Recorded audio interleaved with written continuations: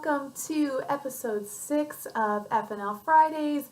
My name is Teresa, and I am here to help you with fitness, nutrition, and lifestyle tips. That is why this is called FNL Health. So, today I want to tell you my top secrets for creating a life that you love. Now, tomorrow is my birthday. Some of you may know that. And I am in Europe finishing up a 5-week backpacking trip. And this is actually the second time I've done this with my fiance, and we intend on doing quite a few more. And this is a trip that we have been planning for the past 3 years. So this is not just something we did on a whim, and this took a lot of time and saving and planning. But my point being, if you really want something, you can get it. You just have to strategize and plan and act on these tips that I'm about to share with you. My first tip is for you to actually discover what you truly like or even love, because that's what's going to be the first step for you to start designing a life that you're in love with. So sometimes we tell ourselves that we like this or we like that, but when it comes down to it, we might not actually really like or love those things. So it's really important to clearly identify what you truly do care about, your values, your passions, and maybe if you don't know what your passions are, you can at least develop your interests and just kind of follow those, and that will help you figure out the things that you truly do and maybe don't actually like. The key here is that you need to experiment. So don't be afraid to try something new. Maybe you tell yourself you don't like something and then you do it and you actually do. So again, just experimenting, following your interests, and seeing where those take you.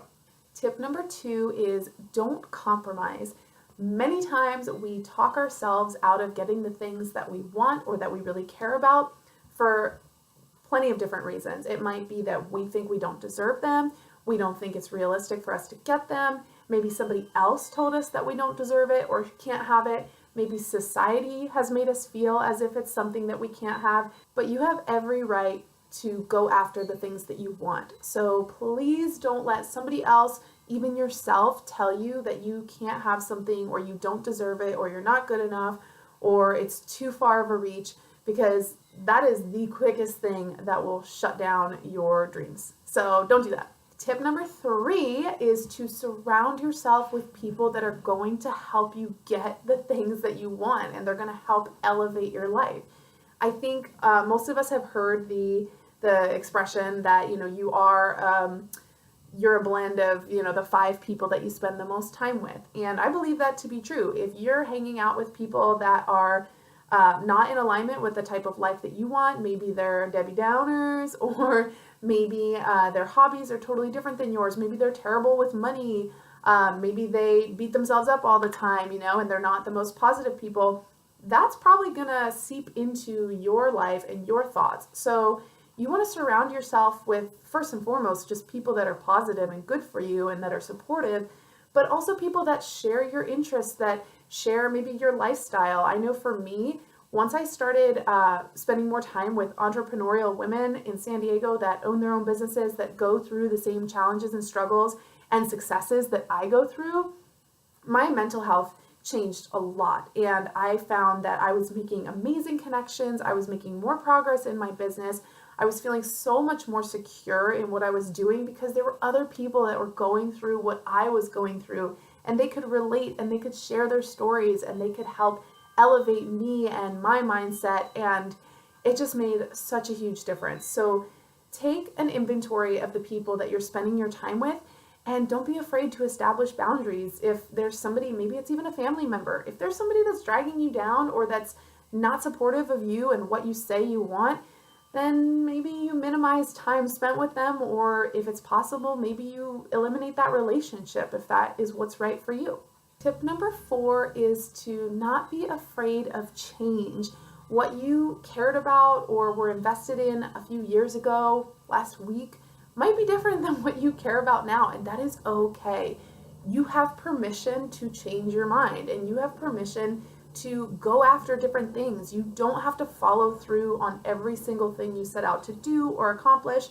if it's something that you're just not interested anymore or you realize it was wrong for you. I can't tell you how many business ideas I have had or projects that I have started or thought about starting that after giving it more thought or after actually starting it, I realized, actually, I don't really think this is for me. This just doesn't feel like what I was expecting, or I'm just realizing the more time I spend in this that this just doesn't feel right in my gut, or I'm just not into it and I thought I would be and I'm not. So don't be afraid of change, and just remember that, our desires change and life is constantly changing, and we have permission to do the same. Tip number 5 is to consistently take action all the time. Just like a plant, our life and our lifestyle need to be nurtured constantly. We can't just say, here's what I want, and do 1 or 2 things and then forget about it.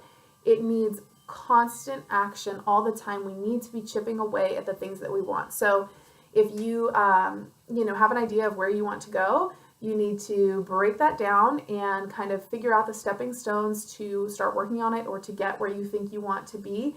And then you need to take action all the time. This could look like creating healthy habits for you to work on consistently, keeping your mind challenged. I know personally for me, if I am not stimulating my mind enough, whether that's through reading books, listening to podcasts, reading news articles, I tend to actually get anxiety or just feel very blah. And I know that I just need a lot of mental stimulation. So I'm constantly trying to learn new things, work on new projects, and again, just taking consistent action all the time on creating the life that I want. Another thing is your relationships, making sure that the relationships you are investing your time in are ones that fill you up. So kind of like I mentioned before, you want to surround yourself with people that are going to lift you up, but you also need to invest in those relationships. You can't just expect that they're always going to be there. Remembering that you are not the center of anyone else's world but your own. So you are not going to be the priority for anybody but yourself. If you have a relationship that you care about, that's doing good things for you, that you're doing good things with, then you need to consistently nurture that relationship because it is a two-way street. I think it's also really important that we challenge ourselves. So again, for me, sometimes this is trying a new project or reading books, but this could also be more physical or maybe career related, trying to elevate yourself and consistently grow. Now, this is not to say that we always have to be going after something bigger and better, because you may reach a position where you're really happy with your life and you've created the life that you wanted and you don't necessarily need to reach or want to reach for anything more. But even if you are super happy with your life, I think it is really important to still work on self-development, because nobody's ever going to be perfect and nobody's ever going to know everything. So it's just a lifelong journey of educating yourself and empowering yourself and growing and developing. So making sure that you are constantly working on something new or working on yourself. And I think that no matter where you're at, that is a super valuable tool, and it just adds a lot to your life, and it's definitely not going to hurt anything. Using these top 5 tips of mine, I truly believe that you can design a life that you love, like I did and like I'm constantly doing, and it allows me to do things like be on this 5-week vacation through Europe with my fiance without having to stress about work, without having to stress about money, without having to stress about what's waiting for me when I get home. If this is something that you want to take action on and you're not sure, then I have some really great resources for you.